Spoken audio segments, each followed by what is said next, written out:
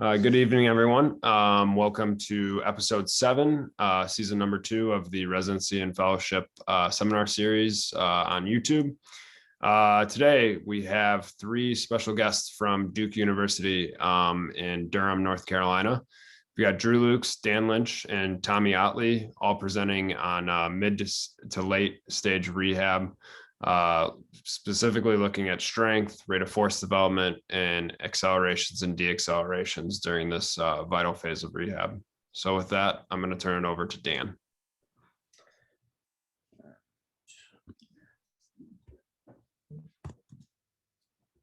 All right. Good evening, guys. Hopefully we'll make this relatively quick so we can have some good discussion.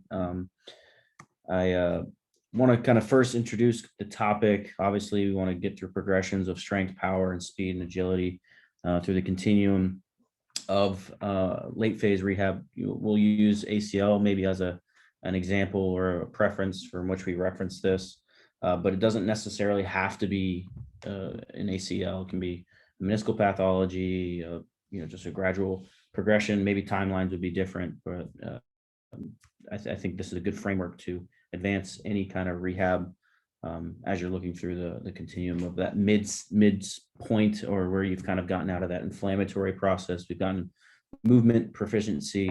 You can kind of see here at the foundation of this triangle, we have movement proficiency. That's neuromuscular control, stability, range of motion. All of those things have to be addressed first. You can't just start working on all these elements without having that foundation. So what we'll first kind of step into is that understanding is that movement proficiency has been achieved. We'll say, this is somewhere, depending on your ACL or meniscal involvement, we'll say somewhere between 6 to 10 weeks. It's a relatively large gap, but that's contingent upon the individual.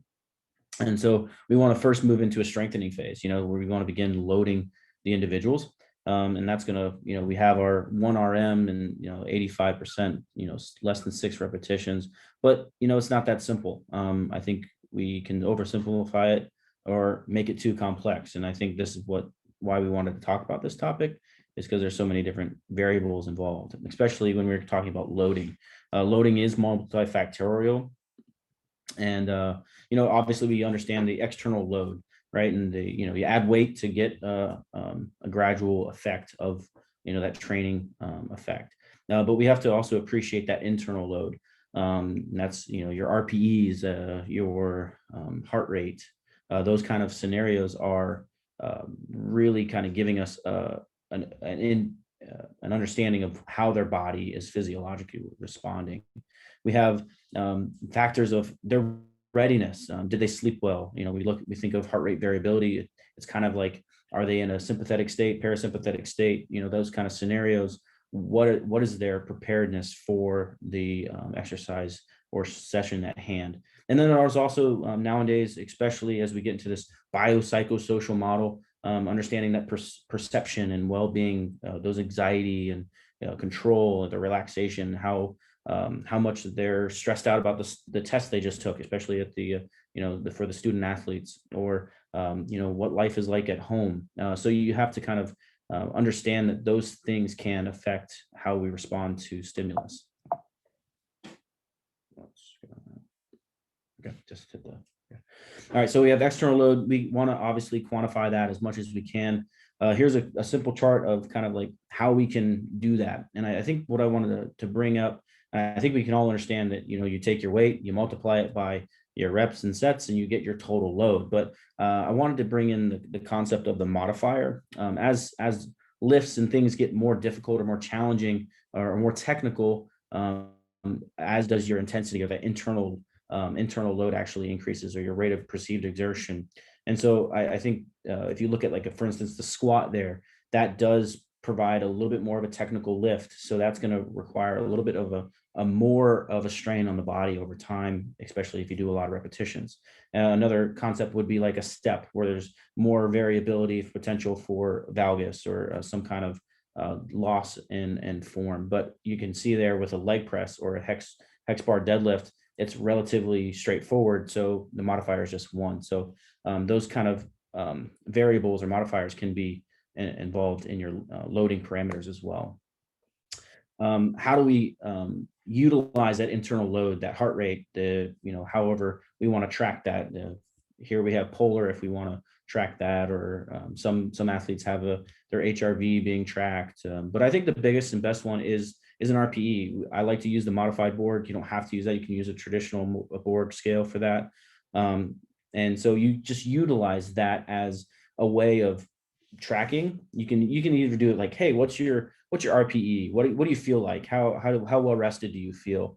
If you say, all right, yeah, I feel like crap today. I feel like I'm 4 out of 10 soreness, and today was supposed to be a heavy day. Well, maybe you don't want to add to insult to injury. Maybe you want to make it a little bit more of a lighter day. So you can use that, especially early on when you're just introducing load. I think it's very, very important to pay attention to where they are at when they're right in front of you. You can do all this planning, but if they look like they're swollen or whatever coming in, you obviously can't just continue with that. So I think another one that I've used and toyed with a little bit is velocity, understanding of that velocity base, or how quickly they're moving, and their movements can kind of give you some indication of how neurally primed and ready they are, and how well they're doing in tracking that internal load. So again, back into the RP, it can also be a way early on before we can really establish a quality 1RM. And we'll talk a little bit later about how there are some ways that we can work around this 1RM difficulty, especially early on, where our strength deficit may be as high as 60 to 40% to 60 to 40% difference between side to side. Is the utilization of the RPE. And you can see here on I guess the left side of the screen, you'll see where we have our traditional 70% is relatable to an RPE of 5 to 7. And that kind of goes on down the line. If you start to want to get a little bit more of that, closer to that 100% or 90% for those strength variables, then you're working in that 7 to 9 RPE range. And then we can actually use an RPE. So even in set, say, hey, you just finished your 8 reps. What'd you feel like? One out of 10 RPE? And they say 3. Let's increase the load by at least 12%. And that'll tell us, okay, we want to get up to that actual desired RPE of 5 to 7. So you can play with that RPE, and there's some numbers here that I tend to use to help indicate where I am. So say I think, hey, they look great. Let's add 20 pounds to this, and they're like, holy crap, that's a 9. You're like, well, that's not necessarily my desired, so maybe I need to decrease my load by a certain percentage. And so that can help kind of guide how we use load and that internal load, RPE, AKA, as we progress in this mid stage and through that strength phase, which is the foundational phase. Another way is you can just calculate and count and track that over time if you want. I'll be honest, I don't always calculate my loads and track over time. I could probably be better at that, but I think it's something that we can at least consider, especially if we want to have a good understanding of this next factor of understanding how our tissue is responding. Because if we are too unknown about what we're doing, we're unsure of whether we're staying in that proper capacity for what we're looking for. So for instance, if our body responds a certain way to the applied load, and so that physical stress, we can see here is in the diagram on the right, that magnitude, that time, that duration, all contribute to that stress level. And so that certain stress level is going to indicate whether what our body does in response in the scenario. So if the physical stress is too high, we may cause injury, especially with a post-op ACL. Not necessarily disrupt the ACL, but just irritate the knee and cause a fusion, and just irritate and maybe even cause ourselves to have to take a couple of days back and not be able to continue to progress. If we do the appropriate amount of stress, then you're actually going to get hypertrophy or strength gains, whatever targeted effect you want, you might actually get that.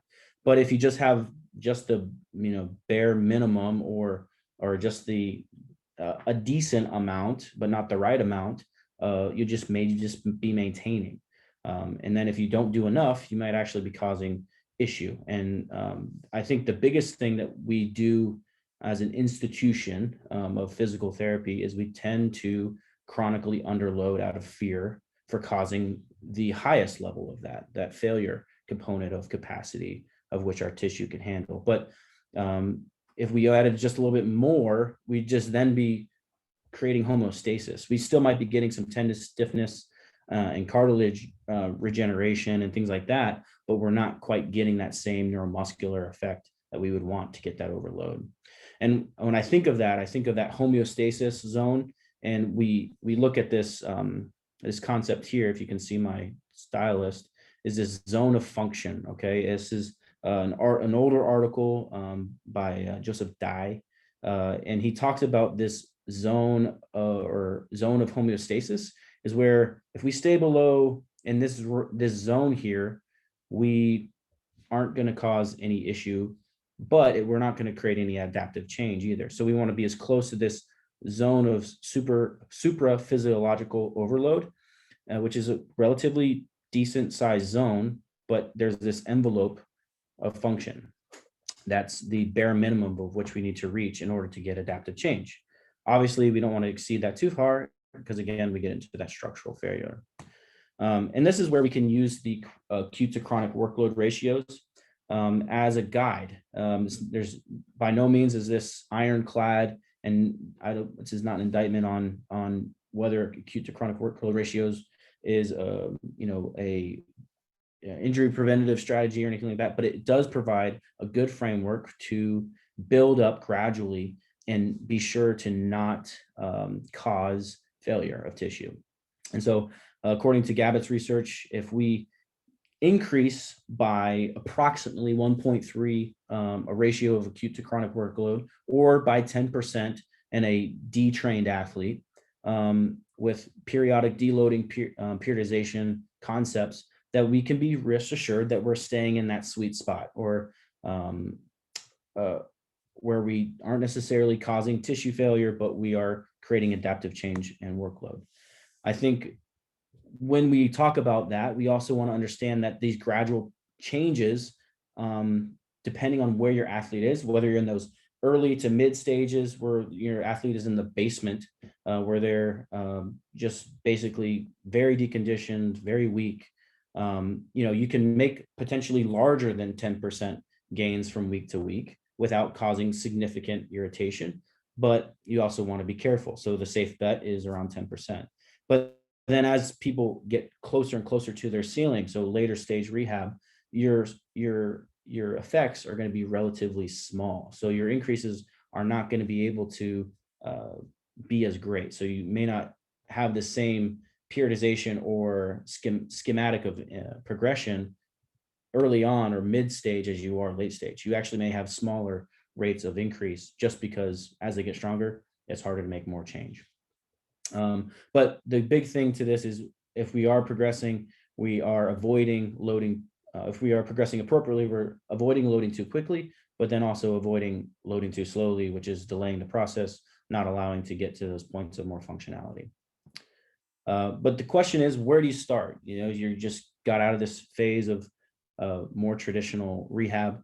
Now, where do we go from here? I think, sometimes we have all these different variables, and I kind of have all this on the slide for a reason, is because there's so many things that we need to juggle and handle.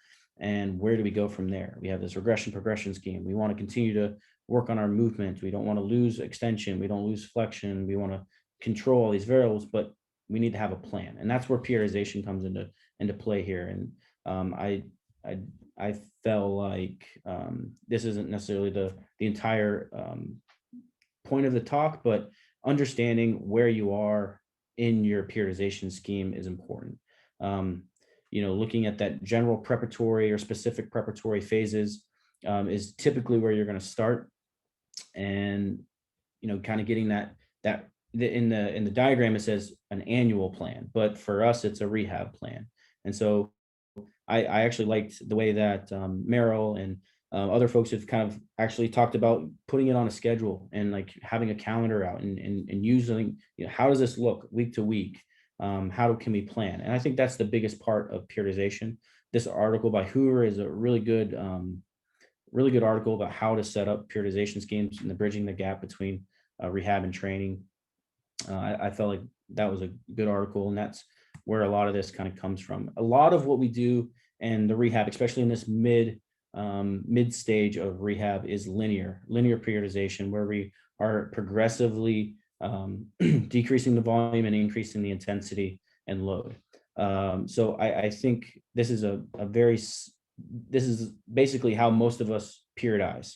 But as we get into those later stages and as we're trying to work on different variables, we may need to have more of a nonlinear understanding of the way we periodize. So different days you can do more undulating, where different days have different objectives in mind, or even a blocked where you have different time periods where, hey, this week we are working on our rate of force development. This week we're working on more plyometric capacity. But overall, periodization is a very big part of how we can progress. The big issue is, where do we start, right? So I think isometric testing is a big component of understanding of how much force output, so that we can get a baseline of how much force they're able to produce and tracking that over time. 1RM or using an RPE to progress and utilize that, or even velocity-based training, which we can use making sure they're staying in those bands of speed in order to make sure that we're getting the right training effect. I think measurements that we can use is a leg press. That's kind of the easiest one that pretty much everybody has access to, where you just compare and try and do a regular test for 1RM and compare right to left and get a percentage from that point. You can even do a single leg squat for more of a fatigue assessment. And then a mid thigh pull for these mid or earlier stages individuals, I would probably more consider the single leg while we're still trying to get symmetry, doing a pull from one leg as opposed to two legs. So you're getting appreciation from right to left difference. And then even handheld dynamometry can fill that void as well. As we're working on our periodization and understanding of the factors that we want to involve in our program is intensity, specificity, frequency, all those different variables, and then working on that strength work, and then working on towards that absolute strength, speed, power, and all those different things that Tim even talked about a couple of weeks ago, and we can try and work those things into our periodization. Obviously, we have our different general prep, specific prep, and competition prep parameters that have been researched and described in literature ad nauseum on how to periodize a program to meet those certain parameters. I think what we tend to do is we try to get too quick into hypertrophy when we don't get a good base of endurance for that general prep. That would be probably my biggest point to make about this slide is early on, we need to spend a little bit more time on building the athletes with a lower RM, lower percentage of their 1RM, and working on those more endurance repetitions and sets. And then slowly, as they build that good foundation, build into more specific hypertrophy and strength. That'd be my one clinical pearl.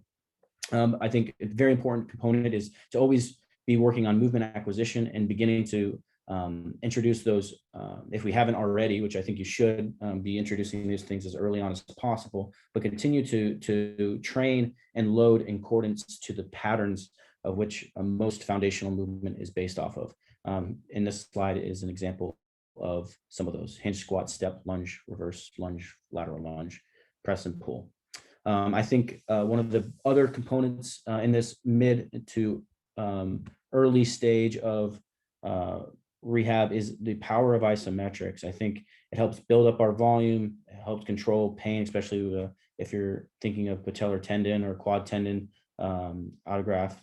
I think time under tension, it helps with our tendons and building up that tolerance and strength. And it's very, very safe way to measure and get some feedback, especially if you have force plates or handheld dynamometry.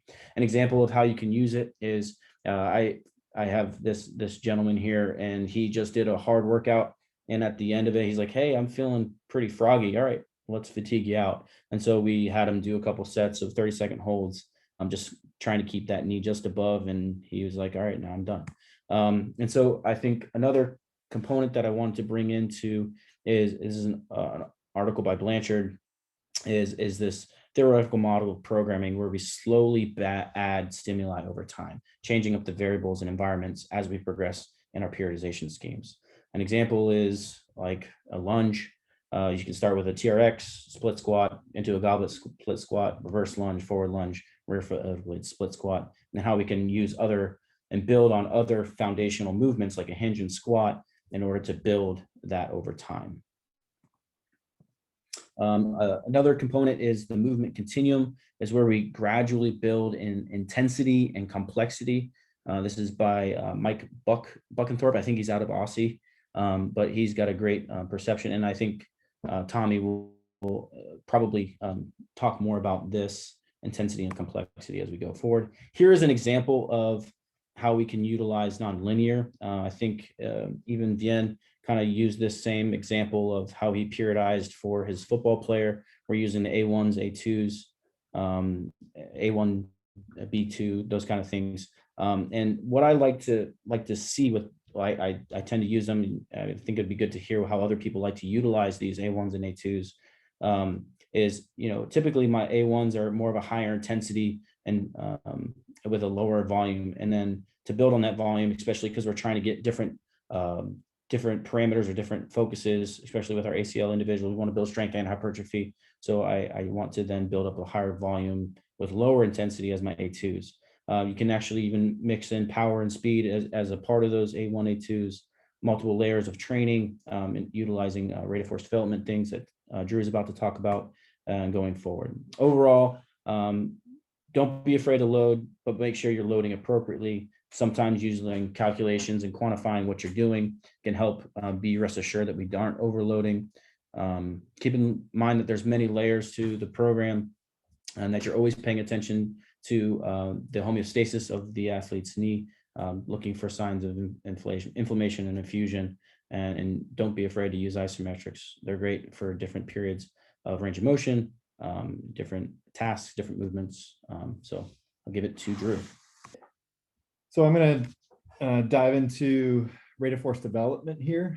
Rate of force development, it's been referred to as a lot of different things, multiple different things, but all of them essentially are trying to describe the same thing, and that is the capacity to produce a maximal voluntary activation in an early phase of an explosive contraction. So by that, we're talking the first 50 to 75 milliseconds. And this contraction is particularly as a result of increased motor unit discharge rate. So stated another way, it's the measure of the maximum rate of tension development during an isometric contraction that can be utilized to quantify the ability of the neuromuscular system to perform a rapid or ballistic muscular action. And so this information generally is derived and calculated from various interpretations of force or torque time curves, and is recorded during these explosive voluntary contractions. This plot, the second plot here with the black and the yellow lines, is a plot from Dan Kobian's thesis work out of the University of Iowa. He's currently at the University of Wisconsin. And I think it's just a good way to visualize the difference between a ramped max volitional isometric contraction and then a fast rate of force development contraction. So this graph is a comparison between knee extensors of those two things, and they're produced by the same subject. The first one, the black line, is the max ramped, the volitional isometric contraction.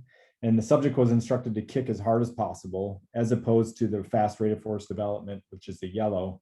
And the subject was instructed to kick as fast and as hard as possible, with an emphasis on the fast. So what is rate of force development, specifically in regards to how our body's unique contributions allow this rapid muscle activation to occur? So there's neural components and then muscular components. We'll dive into the neural components much more than the muscular components. Essentially, the relative contributions are dependable based on if we're talking about a muscular factor or a neural determinant.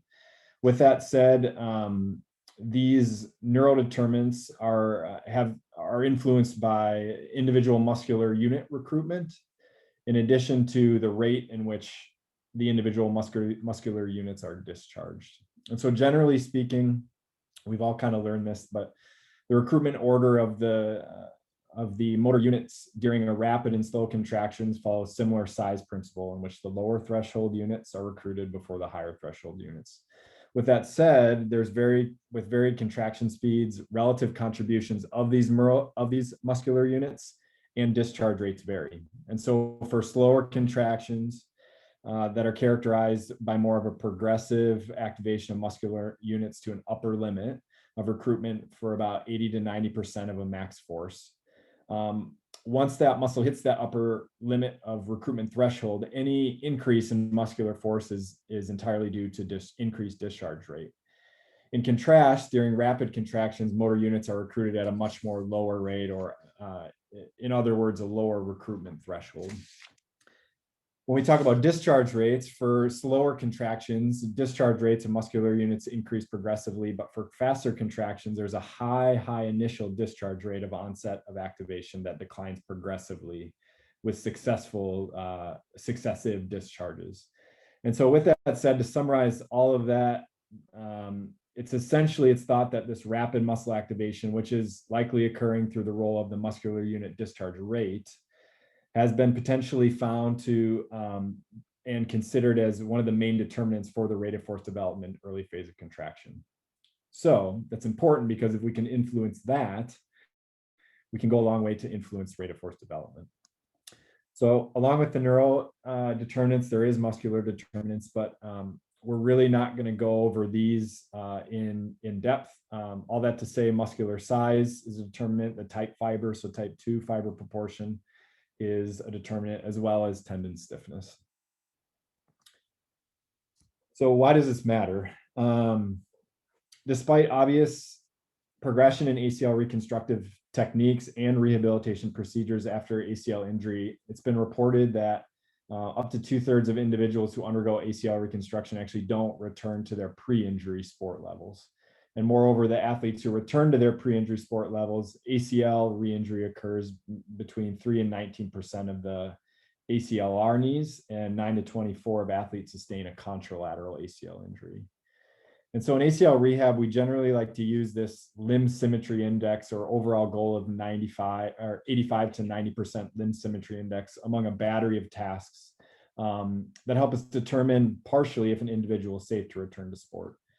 There was a recent study done by Arden that found that although a great majority, almost 90% of athletes obtained what was considered a normal or near normal strength value, the rate of return was still low at that 2/3 level. And so to me, this suggests a few things, but it could be that the muscle strength tests commonly used as criteria to return athletes to unrestricted sporting activities post-surgery are either not demanding enough, or they're variables that are important that we're missing for a safe and unrestricted return to sport activity. And so for me, I think an emphasis on this rate of force development is a piece of that rehab that we might be missing.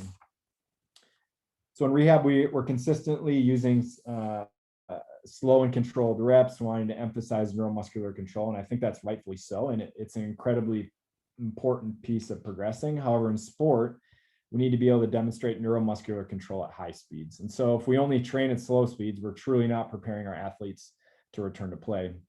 That's the SAID principle, the specific adaptation to imposed demands. And typical rehabilitation strategies to performance tests after knee surgery are often based on a peak lower extremity strength. And I think it's important to remember and realize, though, that people are rarely generating this maximal knee force in both daily activities and sporting activities, which are more often characterized by brief periods of rapid muscle activation and relaxation. Anglianazzi in 2012, I think stated it best, so I'm just going to read from his article here. He said, one criteria of full recovery following the ACL reconstruction is the ability to achieve 85 to 90% of the maximal strength of a contralateral limb. However, the time required to develop muscular strength in many types of daily and sports activities is considerably shorter than that required to achieve maximal strength. Therefore, in addition to the maximal strength, neuromuscular functions such as rate of force development should be considered in the definition of recovery. So after we've established, or I've tried to establish and convince everyone here, the importance of rate of force development in rehab, how are we doing with this? There are this is just a few studies that are out there that have looked at rate of force development as a certain benchmark for rehab. The first from individuals who underwent an ACLR, and the second from individuals who underwent meniscectomy procedures. So this first study looked at 45 professional male soccer players who underwent a unilateral ACR. They had over 6 seasons worth of sampling for this study. And he found that 6 months post-surgery, the max volitional isometric contraction involved limb was about 97% of the pre-injury value, which we've kind of already talked about. With that said, the rate of force development was between 63 and 80% of the pre-injury value. So we also found that the deficits remained at the deficits that were at 6 months of post-surgery for rate of force development, despite full recovery of that max volitional isometric contraction, were actually only fully recovered until about 12 months post-surgery, or another 20 weeks of rehab. So definitely lagging behind what we see in just the general overall strength of an individual.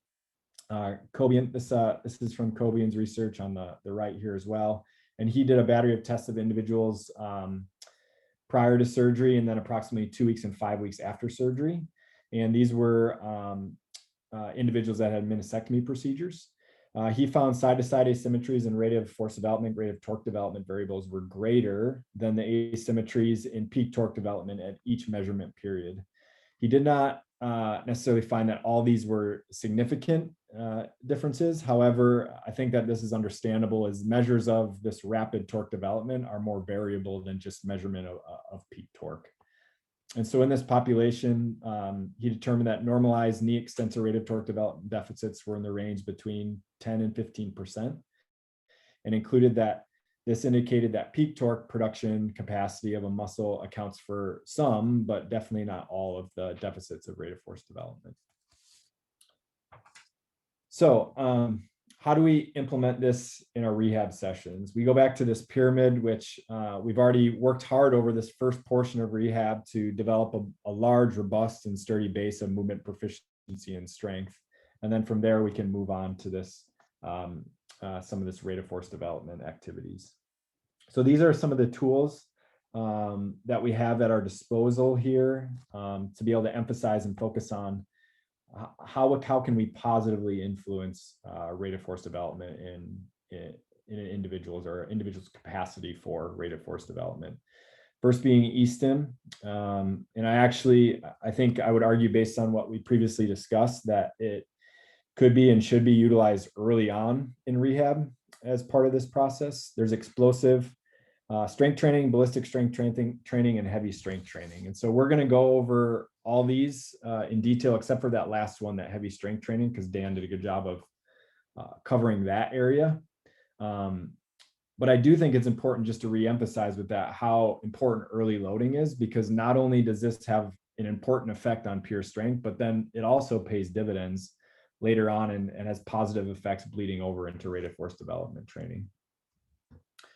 So early on, before we even get to mid and late stage rehab, we can start influencing rate of force development. And a way that I will do this early on is when we're working with individuals doing quad sets, instead of just having them do long, prolonged holds, I'll have them do quick flicks in between. And often what I've found is if individuals are struggling to get their quad back early on, having them do these quick flicks as almost a warm-up kind of primes the system, and they're able to do their long, prolonged holds even better after doing this.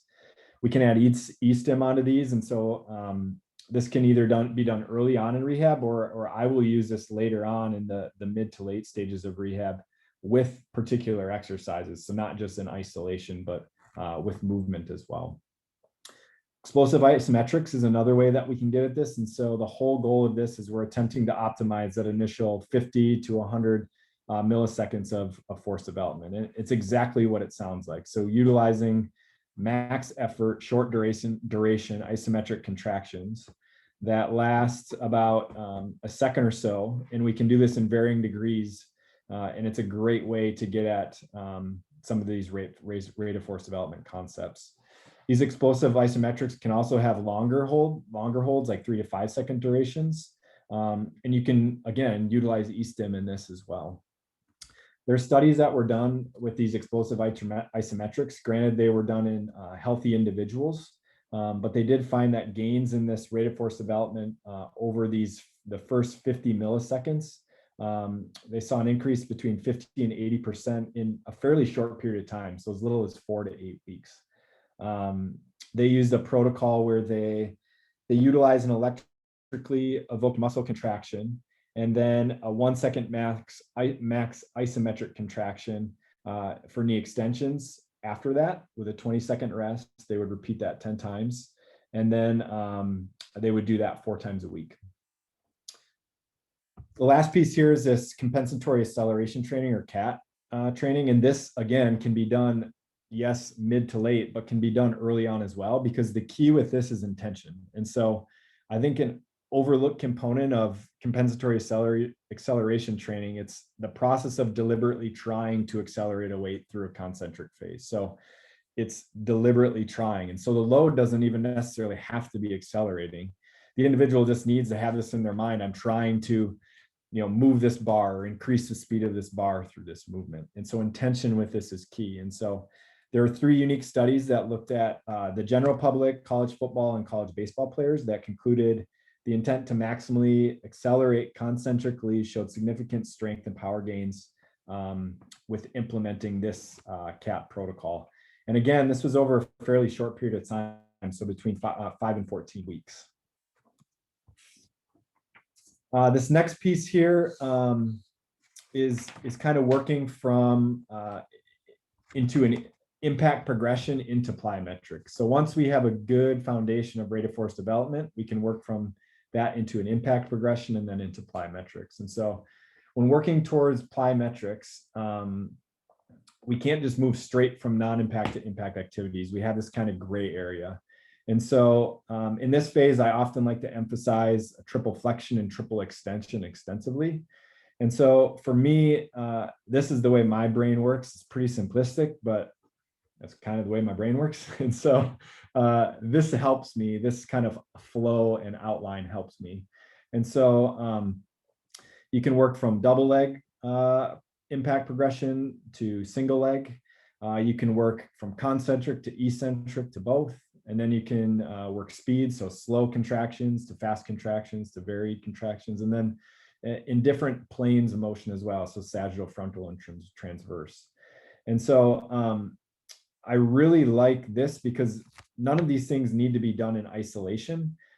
You can vary it up. So depending on where an individual's weaknesses are. So for instance, if someone is ready to start working on single leg activities, we can start them with single leg, but they're only ready to work concentrically in that single leg fashion. And we can vary their speed because in that concentric phase, they've shown to be safe and have a good ability to do that. And then, they might have graduated from the sagittal plane, but their frontal plane mechanics still don't look great. And so there's really good ways of being able to mix and match this in a variety of ways. So I wanted to include a few different things that I've done in the past. I've started to use a lot of recently, as I've watched other people here at Duke, started to use a lot of band work. So a lot of explosive band work, resistance band work, like heavy resistance band work, as well as some landmine work too. So I think, again, these progressions are not the only impact progressions that can be done, but these are just some examples to get people started if they're wondering, how can we get started with this? So this is Tommy here. This first one is just a toe drop squat. So This is working on more of that eccentric control, again, double leg, so he may not be ready for a single leg eccentric control. And then I like to, as soon as I can, I like to add in some med ball work. So med ball just adds a little bit of weight. And here he's just working on that that concentric explosion. Let's play that one more time. That concentric explosion, really emphasizing triple flexion, triple extension.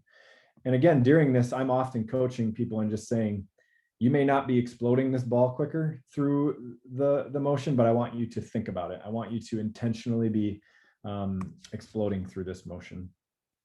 And then from there, we can graduate to just, quick. So we vary the tempo now in addition to both concentric and eccentric. If he looks good with double leg, we can move on to a split squat, or if split squats look great, you can move on to single leg, but this is a split squat progression that I've found to be really helpful. So first we'll just do a slow down and then a quick up. Again, you can add med balls to this, you can add weight to this, but this is more focusing on that concentric portion of the contraction. This is more of a quick drop and then a slow up. So this is that eccentric control. And then lastly, we put it all together and it's a quick. So we're working on varied speed, both concentric and eccentrically.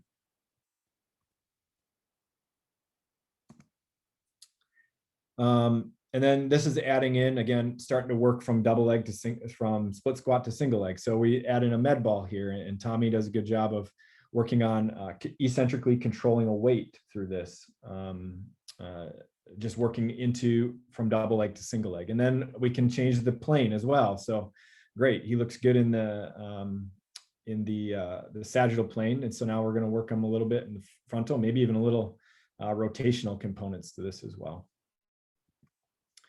I wanted to throw this in here. We're not going to go into this based on time, but I think it's important because plyometrics is absolutely a part of rate of force development.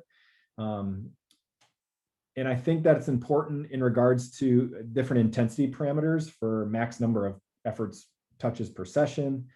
And additionally, I think it's important because we don't just have to be working these individuals with touches. So depending on our goal, we can adjust what we're doing. And so, for instance, on the left side, we have a goal and type for stabilization or landing control. That's going to be more of landings and holds. So single efforts. We can do elastic or quick off the ground. So quick repetitive efforts. Or if we're looking for max power or max output, that's going to be more of our depth jumps, depth power jumps, or drop off and runs. So again, this is just more for reference. And then lastly, we can measure this multiple different ways. And this is a whole nother talk. The main ways that I like to measure this though are with Biodex. I think it's an effective tool if you know what you're looking for. And then the force decks as well are a very good way to get at this rate of force development and measurement. I am going to hand this over to Tommy to wrap it up here. Hey, everyone. So yeah, taking all that, and especially after we've built a good foundation of the strength and then integrated rate of force development, I think that's kind of a real key that we need to move from that into speed and change of direction. And so rate of force development really builds a good foundation of integrating a lot of the movement patterns required in acceleration and deceleration, as well as change of direction, especially if you're adding rotational or a movement into different planes. So I'm going to take those concepts and try to apply them a little bit into acceleration, deceleration training, as well as how we transition maybe to more field training as well. So again, here's our pathway to progression.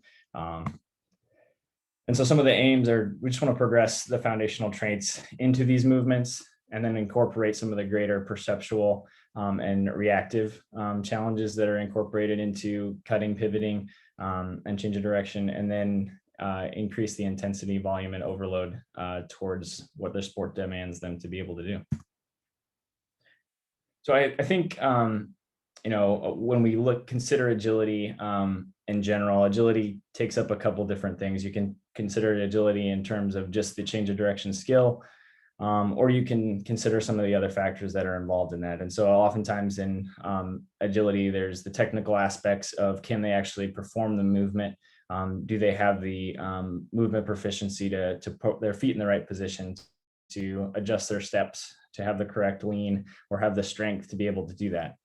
There's the physical characteristics, and that kind of goes into more of the strength and power, or the reactive strength to be able to complete it in a timely way and a safe way, and then also up to a performance that is going to put them back on the field.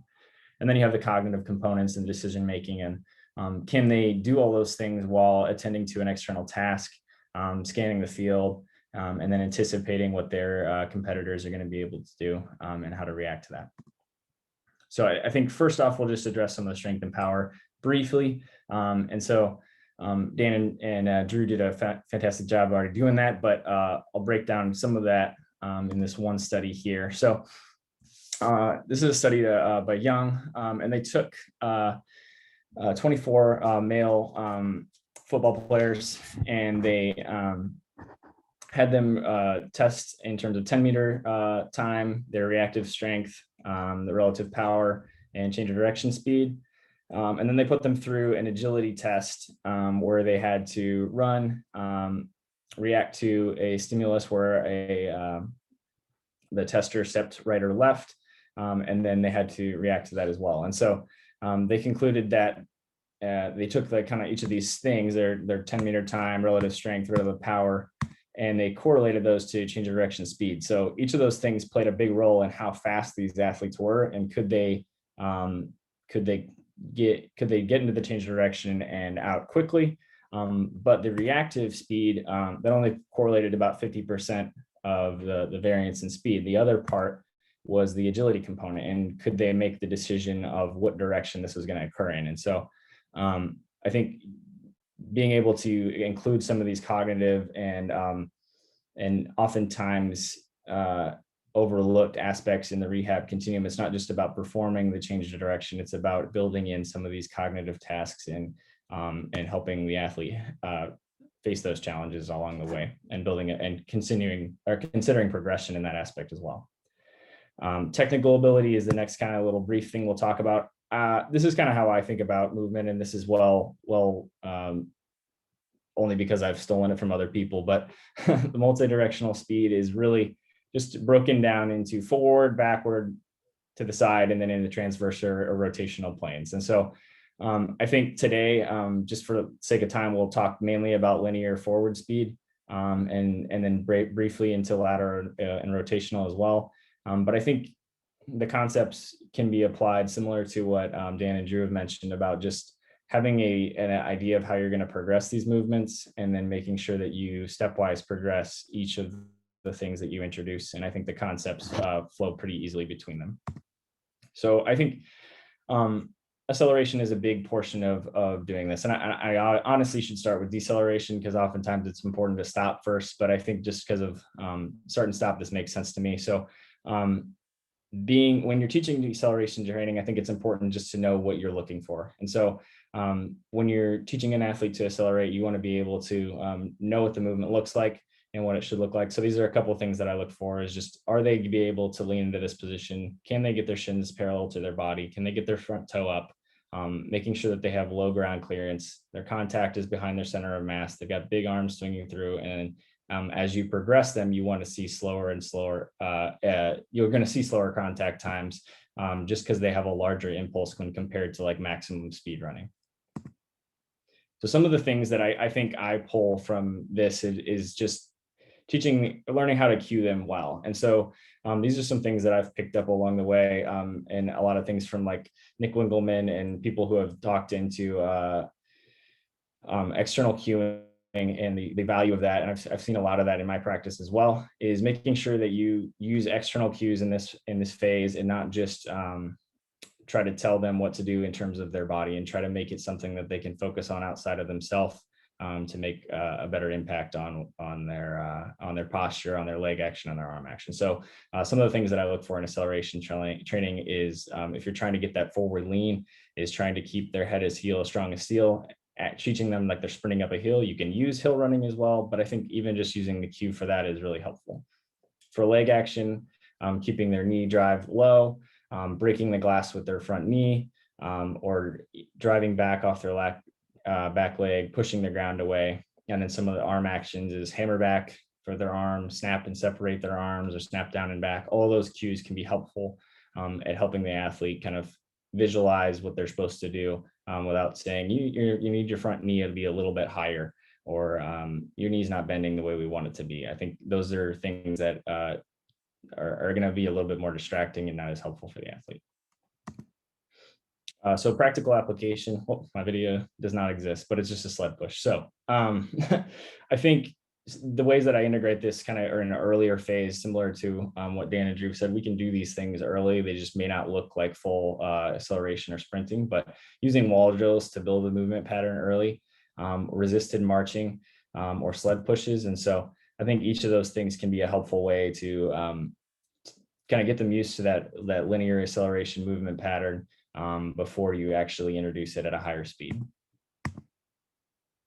Then we get into max speed. And again, I think just overviewing these things is important. Having an upright posture, relaxed shoulders, high knees, a contact below the center of mass, directly below. You're looking for their front toe to be up, and then their heel recovery is going to be a little bit higher.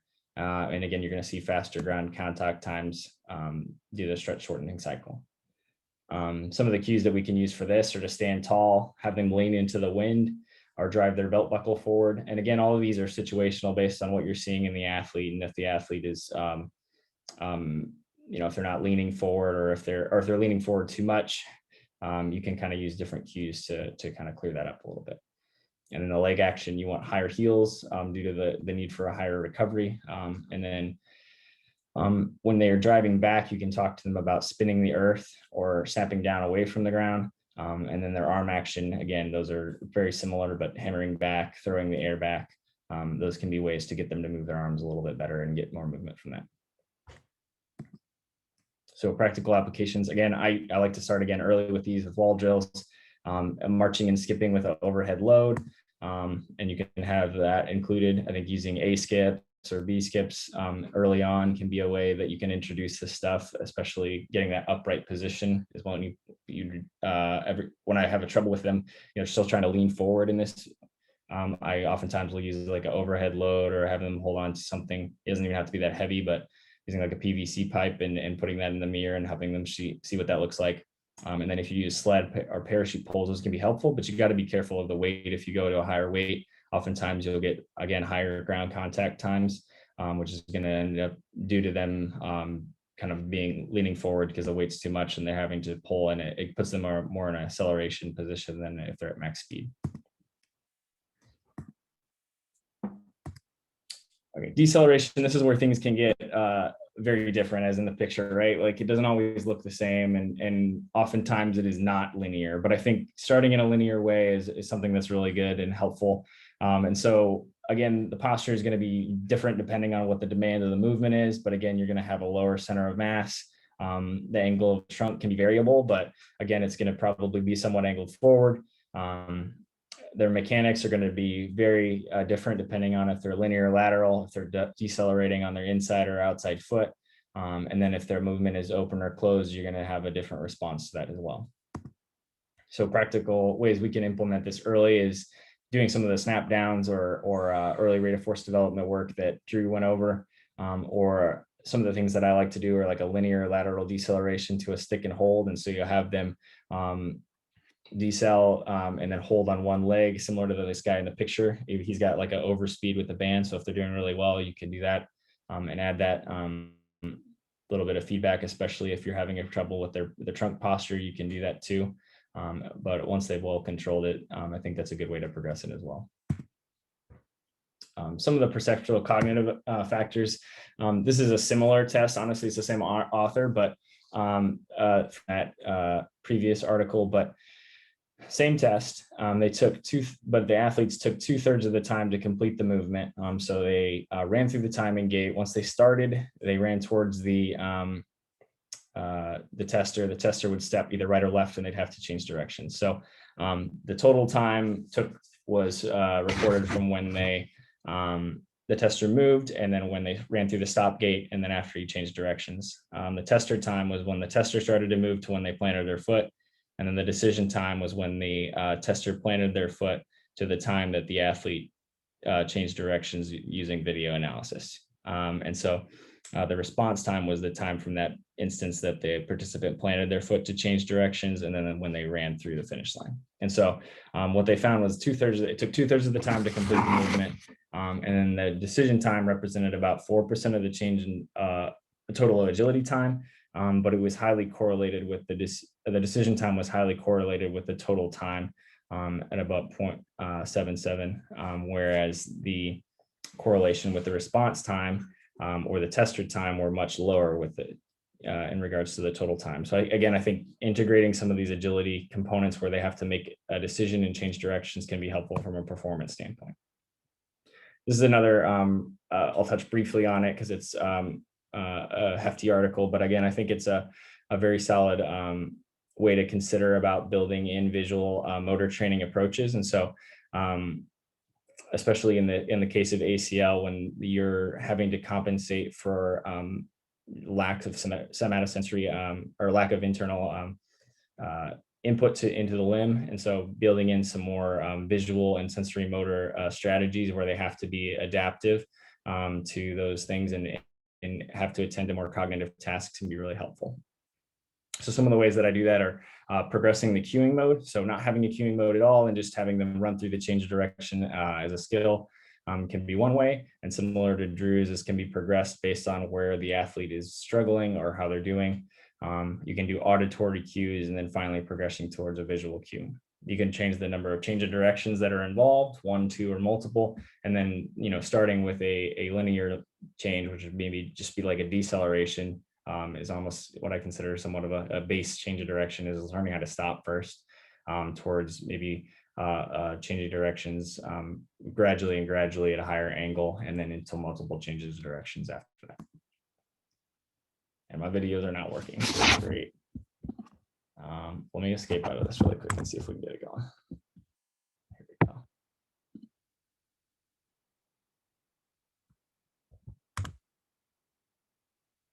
So I think starting with something like this for like deceleration training can be helpful. So having like a linear decel where they have to stop just on the line, no cue, you're just introducing the movement to them, can be helpful. So they're running in, stop.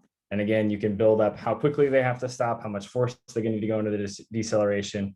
And then moving from that to a lateral one, if you're introducing a different movement pattern, moving to the side, and then you can add one change there. And so you can't hear it, but on that one decel, shuffle to the side, you're pausing, waiting for a clap. And then once the clap comes, you have to change directions. And so you can add in like an auditory cue like that.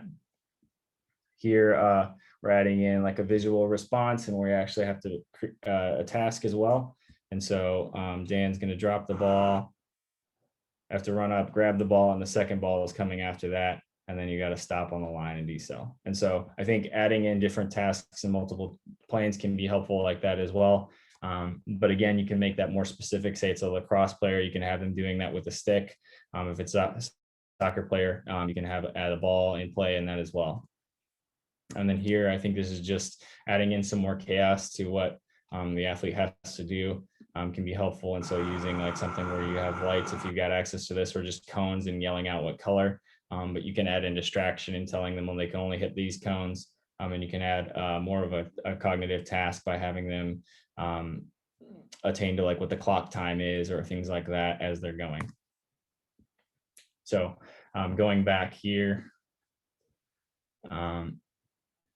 So once they've acquired these skills and they know how to do the movements, I think it's important to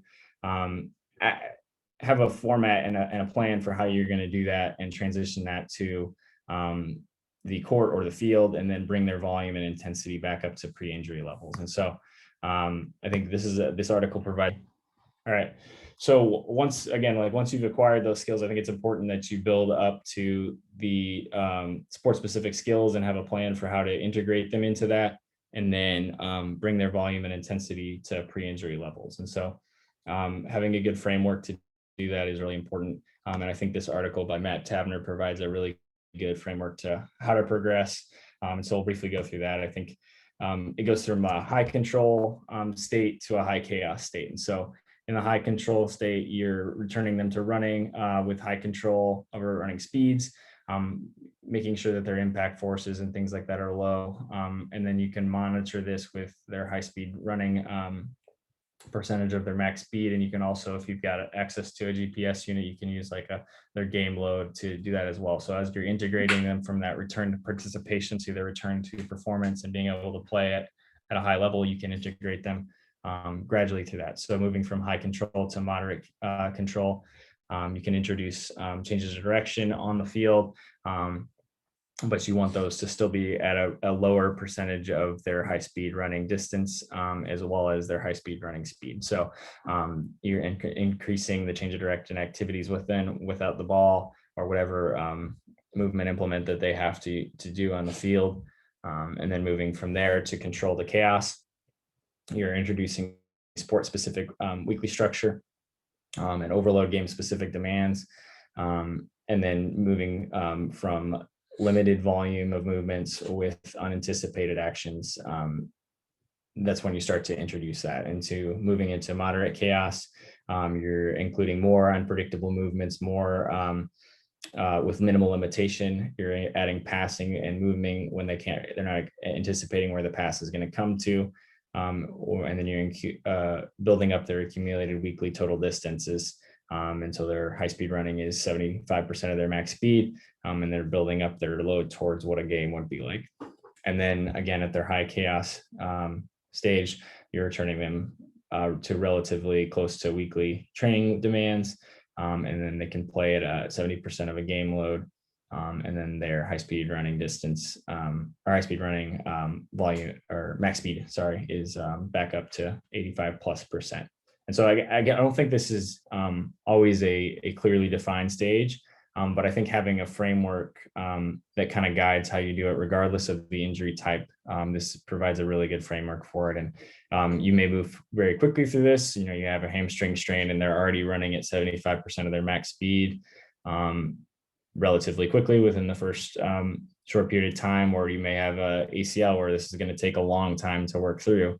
But I think the format and the framework itself can be very malleable to whatever need that you need it to fit.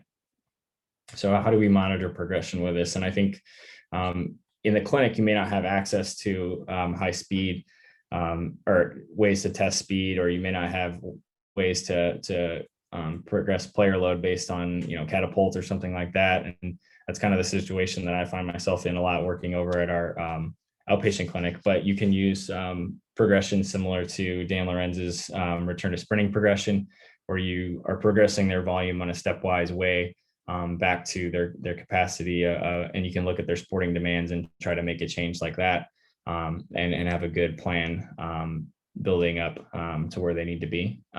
Or you can use catapult. And so I think this is an example of using the number of decelerations, acelerations on a low, medium, and high week, and then what are low, medium, high speeds, and then building that up to a total. And you can use this based on where they were pre-injury, if you have that data, or you can look at their position group and use similar ones. So building them up towards what they would look like in a typical week of that season, or what the game demands are going to be, can be useful as well. So some of the comic metric specific considerations that we look at are max speed, their high speed running volume, and then what are the explosive efforts and changing directions. And that's similar to that previous slide where we talk about building up their volume to that. And then some of the athlete specific considerations that you want to consider with using like a framework like this are what the injury is, and is the athlete ready to return to play from a psychological perspective, or from a personal perspective, have they felt comfortable with the progression?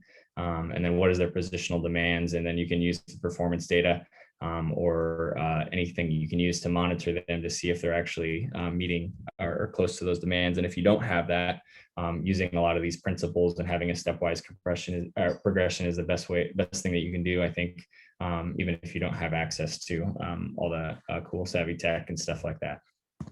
So in summary, I think being able to establish a strong foundational movement proficiency and range of motion always comes first. And I think if you don't have that strong base, it's hard to progress in other things. And I think even myself, I get tempted to try to move into some of these other phases earlier and earlier, based on what the athlete wants or based on what external demands are. But I think seeing how they can be related to each other, especially as we move into strength and power and speed, those things all need a good, strong foundation and movement proficiency. And then, as Dan said, progressing strength according to whatever the patient's or athlete's deficits and needs are going to be, and then having a good framework to do that. And the same for rate of force development. I think all that sets a really good foundation for incorporating and being able to perform speed and agility movements. And then after that, I think it's all down to just considering the movement patterns and demands of what the athlete's going to need to do on the field, court, or a different sport as well. And then how to stepwise progress that based on the direction and whether they're having to speed up, slow down, and then what other cognitive tasks that are involved for them, and trying to make that cognitive task as similar to what they are going to have to do on the field. So if that, we'll all take questions.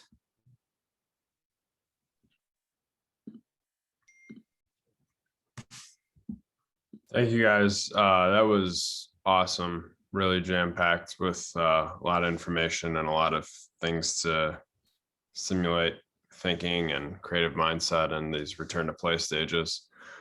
I guess, first question I have is for you, Tommy. I think one thing that's challenging for me, or, any of the three of you, honestly, one thing that's challenging for me is when we are doing these cutting and return to change of direction and change of direction drills, is quantifying that, which I understand Catapult can do, but I feel like in a lot of, well, first of all, a lot of people don't have Catapult, and if they do, I feel like a lot of that sports performance or strength that controls that, and maybe during a rehab session, that's hard to get kind of out unless you've really planned it out ahead.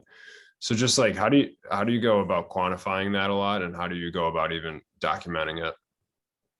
Yeah, I've tended to do similar to like what Dan does with, like mentioned, with the strength and conditioning, or the strength progressions, and using like I think just tracking the number that you use is good. I think for me, it's easy when you're doing just decelerations. You're like, okay, this person did 5 linear decelerations today. That's about what we did. But I think it is something that I struggle with without using some of their data stuff as well when we're getting into higher stuff.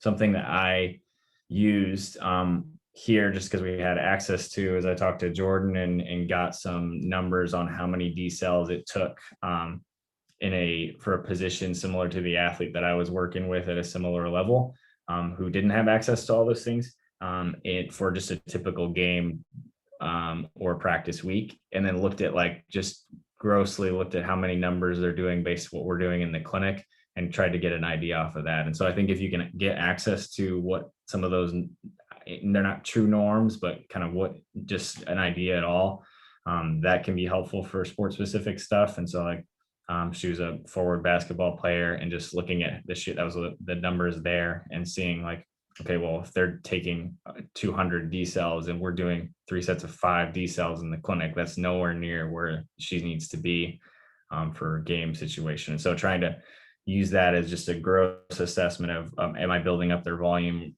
appropriately? And then try to do the best that I can. But I agree. I think it's something that's really hard to quantify, especially if you're doing more than just a base one change of direction skill, where you're incorporating a lot of different things. It can be hard to track the volume. I think this one would be specifically for Drew, but Drew, as far as timing of when do you actually start jumping, because I couldn't agree more with you, trying to get more of that rate of force developmental type mentality early in rehab, doing core bridges when you can, and getting speed going through those one joint exercises, like a core bridge, or it's technically 2 joint, I get, but when do you then progress into jumping, I guess? Because I feel like almost your progression is so detailed that it's at what point is it not safe to jump yesterday, but it's safe to jump today, right? Yeah, it's a good question. I think for me, the criteria that I've used in the past actually has to do with strength. And so before, I feel like, and I've kind of used like a 30% cutoff, 30% deficit cutoff with a double leg or just a jump. So double leg jump. And up to that point, prior to that point, I'm doing just mostly all of this impact progression stuff. So getting up on your toes, really emphasizing form over the actual movement of jumping, but the form to work into jumping. So getting up on your toes, using med balls as a piece of that. And I don't know if that's necessarily the right way to do it. That part of it has to do with, that's the training that I had. That's what was utilized. And the reason that we did that is, usually we weren't, if we're talking ACL, we weren't throwing people on the biodex till about 4 months. And once they were, most of the time, individuals were around that. If we were strengthening and doing the right things, a lot of them were around that 30% mark around 4 months. And so 4 months is when I would start doing actual plyometric stuff. So starting with jumping up to a box. So we're not just doing all right, let's just go jump today, but we're breaking down the jumping progression, just like we broke down, the rate of force development progression. Does that sort of give you a view into at least? No, yeah, I absolutely. And, I know the criteria out there and everything. It's just, for me, is like, because I've even joked around with my athletes and been like, I know you could probably jump and be okay, but as of right now, protocol says this, or, I'm seeing a limitation still, but don't let your feet leave the ground. And it's just like, okay, well, the difference between the vertical ground reaction forces, if your feet left the ground for an inch versus not, it's just kind of like, when you start to be as detailed as you are, which is awesome, and I definitely think it's what's best for the athlete, it's just hard to be like, okay, this is the point where you can start to do a plyometric where you leave the ground, actually. And it's just challenging. Yeah. And I think some of it too, it's like, it's maybe a bad answer. Some of it's gut. I mean, for me, it's like, and timing. You look good, tissue timing, we're probably in a safe realm. And I convinced your surgeon to allow me to do it. Yeah. I think a part of it too is, there's no magical day, but, starting with some light ground reaction things, like even I like introducing agility ladder stuff, even before, like, maybe not high velocity cutting, deceleration, cutting, pivoting kind of agility things, but agility ladder is kind of getting them used to those ground reaction forces, utilizing your shuttle where you're decreasing that gravity component. And incorporating those things gradually as you're building up the rate of force development is a good way that I've utilized it too. Obviously at this point they're probably running, so they're getting used to some ground reaction forces, and then just gradually building that load over time in a small increment. That's kind of how I've used it too. Yeah, I've started using the force plates a little bit too. And so when they're doing some of the earlier stuff, seeing like, are they actually truly loading through that leg when they come down, and how bad am I looking like on a deficit for like just a like a snap down or something like that. If they're just deviating pretty badly and they're like 50% deficit, then I'm probably not going to let them do it. But I think that's been something that I've had access to here more recently. And so I definitely don't have like a cutoff. I'm like, oh yeah, if they're X percentage, I feel good about it or not. But I think that's something that I'm starting to play with to see. I think the eyes can be a little deceiving sometimes, and we think that looks like a really good, like they're loading through that leg, but then you look at it and they're not. And so I think that's something that I've tried to use a little bit more before I make a decision to let them just start jumping. But again, I don't just start to jump. I start to jump up to something first, so they don't have to have the full impact as well. Yeah, absolutely. Ryan, I don't know how you feel about this, Ryan, but I think part of it for me is, some of this is running, some of this is getting into plyometrics too, but there's part of me that, when we get around that 3-month mark, if we have time, and if I had my druthers, I'd rather them just strengthen another month than rush into, let's just get you doing box jumps, or let's force you, or let's get you into running, even though your mechanics might not be great, but you're going to get the ground reaction force you're gonna get used to. So I think it's tough depending on timelines. But if I had my druthers, I'd almost take an extra month of strengthening over almost anything else. I don't know what your guys' thoughts are being in, this is kind of my first year in this setting. And so I'm still getting my feet wet and figuring out what that looks like, but I don't know what you guys would say. I mean, I'm actually curious also to hear like Vian's thoughts on this too. I mean, I was very much a big pyramid guy, and strength is the foundation of all these other things. But then I think that ignores the nervous system a little bit too much to just think strictly we have to walk before we crawl, strength before power, all of that.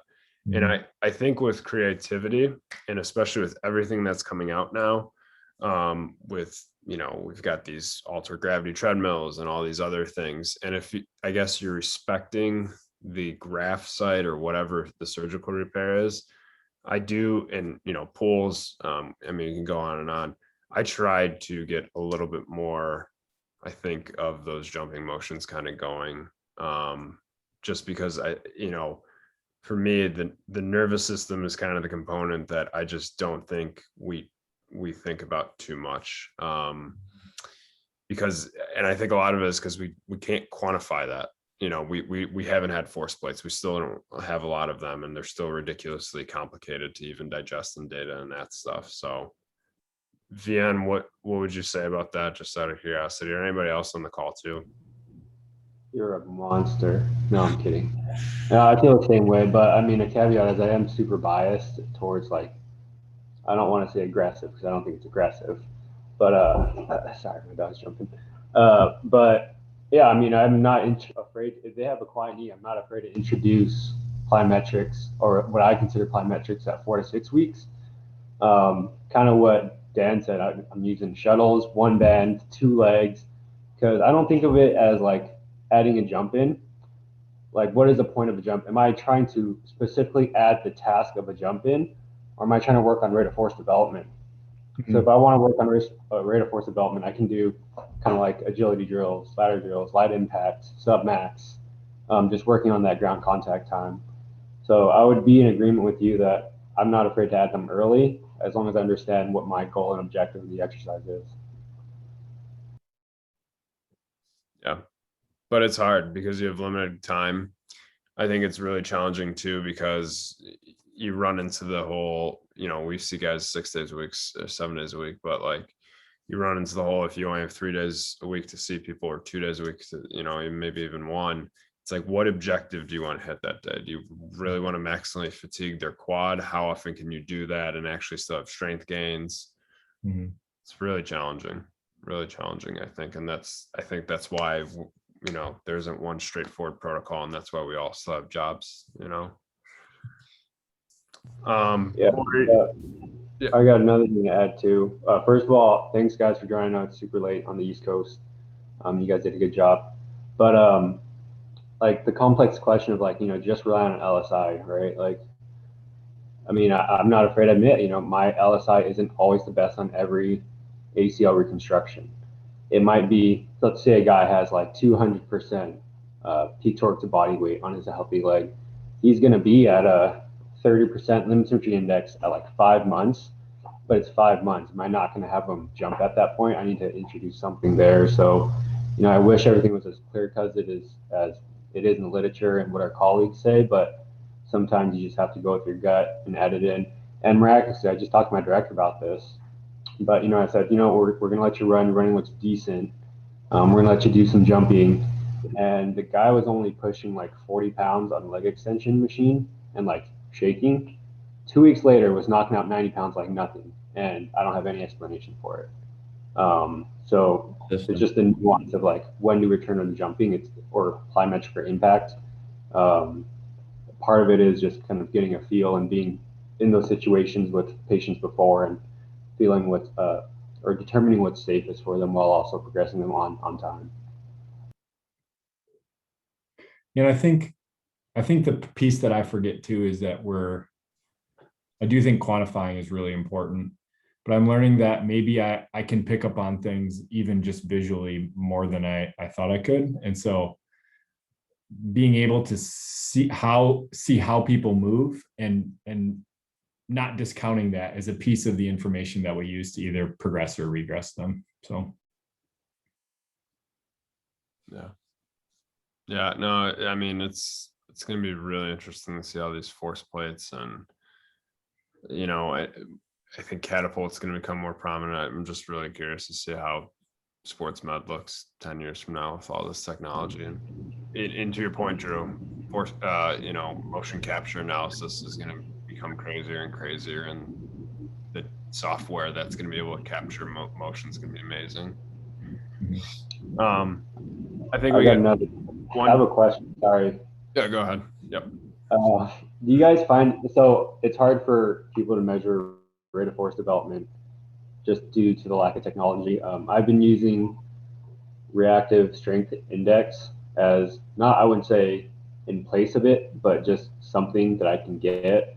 Do you guys find utility in that? Have you used it at all with return to sports when you're in a, like you can't figure out why they don't feel right? Or have you guys just always had access and not used it much?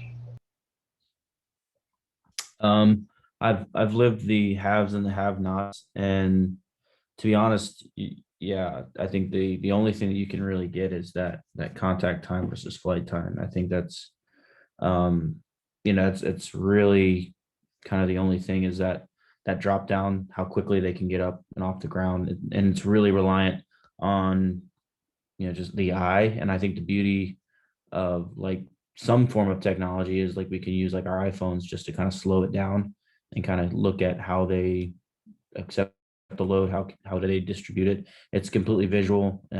Obviously it's really nice to have force plates and being able to use them, especially for the last year, but it's going to be interesting kind of if I have to go back to the life of not having force plates, you know, how I can continue to challenge myself and get the best quantifiable results. So yeah, I think I struggle with the same thing, but I think you're on point there. Sometimes you just, when you don't have the technology, you have to go off of experience and the old fashioned eye. yeah, I think I've been lucky enough to in the last few years to be at places that have Biodex machines, and so I've actually relied on Biodex readouts. But I think you have to be really careful when you're looking at time to peak torque because there's a lot of things that can factor into it. So, you know, great if I look at a time to peak torque and they look symmetrical side to side, but then I look at their total, you know, their max peak torque output, and one's, you know, 80 and one's 20. Well, of course it's going to take less time to get to 20, you know, pounds per square inch or whatever it's measured in, because that's just, yeah. So all that to say, I think it's very useful, but I think you have to be able to take it. You have to take it into context of everything, a few other factors within that Biodex test. It can't just be, here's their time to peak torque or time to max torque, or even looking at that first, you know, 50 to 100 milliseconds of their torque production. So yeah, I'm learning more and more about how everything has to be taken into context. and there's a lot more gray than I think hoped that there would be. I feel like it's a huge smoothie of gray. Just everything's blended together. And there's so many numbers at this point. It's so complicated. I'd say the big one that stuck out for me is like vertical jump height too. Because, you know, you're not going to be able to jump as high if you don't have that quick ground reaction time. So that almost accommodates for that without having to look at the time of contact, I feel like somewhat. So I think that's a big one. And I've even seen a lot of Twitter discussion around that lately of how vertical ground or vertical height, maximal vertical jump is being more and more useful. And I think that's fairly low tech too. Yeah. Well, awesome, guys. Any more questions? All right. Thank you guys so much again. as Vian said, late night on the East Coast. Hope you guys get out of there and go get some Heavenly Buffaloes on the way out. Maybe to Check out. Yeah, cookout. Little cookout. Yeah, go get the quesadilla for the side. But thanks for being on. One more presentation next week. Vian, did you want to introduce that? Yeah, it's going to be by Matt Hawk. He's a former sports scientist for the Portland Timber. So he'll be hopping on, kind of talking about what the heck is sports science and what it means to us. Just giving a basic overview of it all. Perfect. All right. Well, thanks again to the Duke guys, and really appreciate everybody being on, and everybody have a good rest of your night and a good rest of their week. Take care, everyone. Thanks, guys. Thanks.